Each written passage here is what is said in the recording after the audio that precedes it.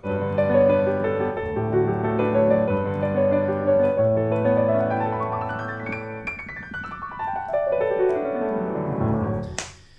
Last week we started talking about the left hand and how we should really fully use the left hand to its full potential to unlock our playing and to add more dynamics, add more depth, and add more interest to our playing.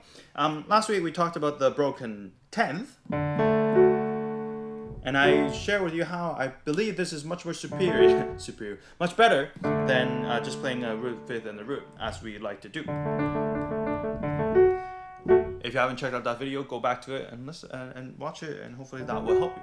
Now, today I'm going to talk about another broken chord tip, broken arpeggio tip on the left hand, and the pattern sounds like this.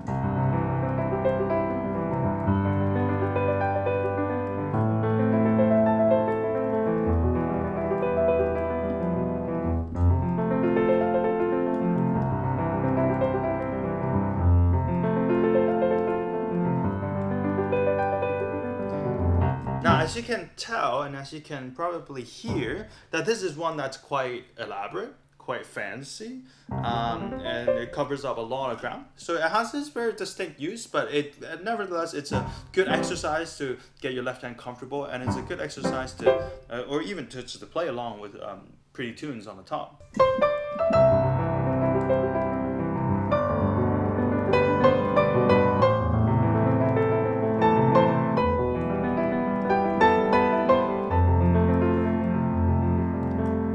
How does this work? This goes like this. Hopefully the camera can catch this. The pattern goes like this. If I'm doing a C chord, let me do it slowly.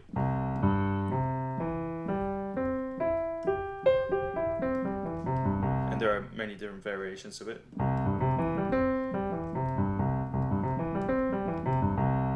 And as you can probably notice, it's actually not that different from the arpeggios that we're used to practicing. The key difference here is I've taken out that third on the bottom. And the reason for that is because I believe the third down here, when you hold the pedal, it gets way too muddy.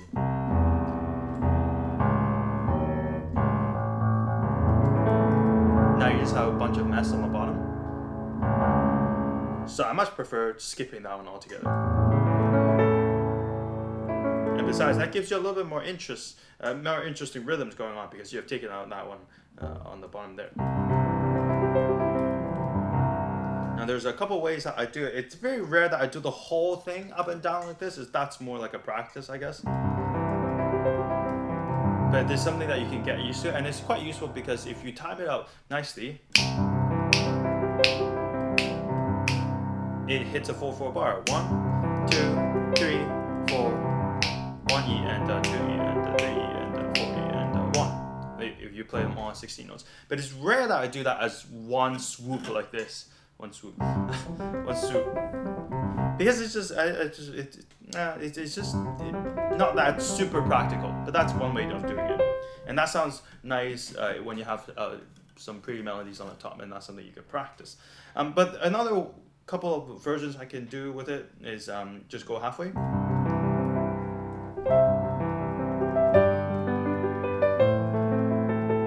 And this is especially helpful when the chords are not the whole bar long, 1, 2, 3, 4, but rather if they're 2 beats long, 1, 2, 3, 3, 3, 3, 1, 2, 1, 2, 3, 4, 1, 2, 3, 4, 1, 2, 3, 4, and so on and so forth. So there's a couple ways of doing that.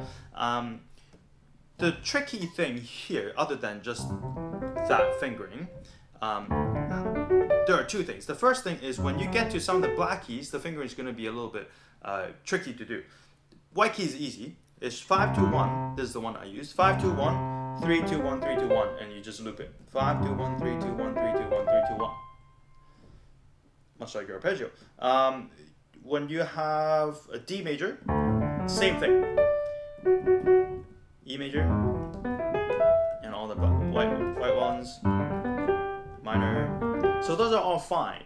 But when you get to these ones, for example, F sharp minor, those are the ones that you need to practice a little bit more to get comfortable with the fingering.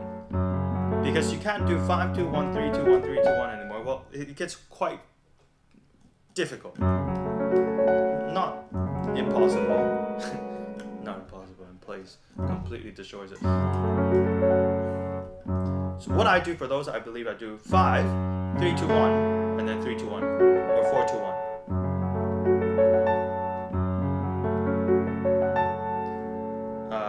E flat major, D flat. So those with 2 flats are going to be the one that are a little bit trickier. The 3 flats are okay, I believe. You just have to learn to walk on tight ropes. So the fingering, practicing the fingering is the one tricky thing about these patterns. The other tricky thing is to figure out the rhythm of it, because there's technically there's many ways of playing this rhythm. The one that we've been doing is doing them on 16ths, which is faster and it sounds more fancy. 1 E and 2 E and 3 E and 4 E and 1 E and 2 E and 3 E and 4 E and. But you can do it on 8 notes. 1 1 1 and 2 and 3 and 4 and 1 and 2 and 3 and. Which is completely valid, to be honest. It's just a nice little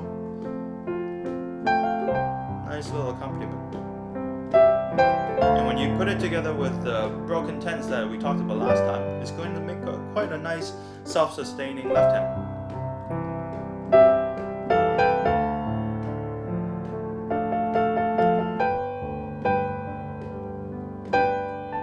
I think that's a tune. How about triplets? If you do any songs in 12/8 or 6/8, or you want to do them in triplets, that's also possible as well. So triplets are going to sound like this: 1 and 2 and 3 and 4 and 2 and 3 and.